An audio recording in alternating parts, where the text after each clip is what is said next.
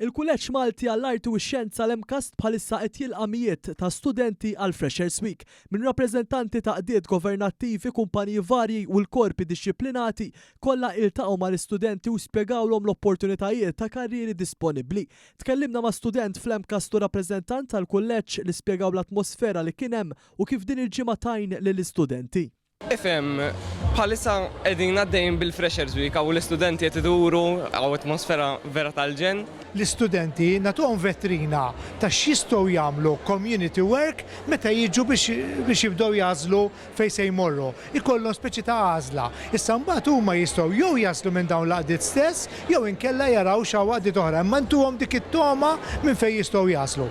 Minnaħa tiegħu il-President tal-Bord tal-Gvernaturi Horace Lowdy innota l-entużjażmu li hemm din is-sena fost l-istudenti. Kontenti bin-numru ta' applikazzjonijiet li daħlu u l-mod kif qed jevolvu l-affarijiet u kuntent ħafna bl-atmosfera sabiħa li hawn fil-Freshers Week li tagħti anke lilna bħala management u bħala Bord tal-Gvernaturi dak is-sosten biex inkomplu naħdmu biex l-MCAST impoġġuh iktar il qudiem.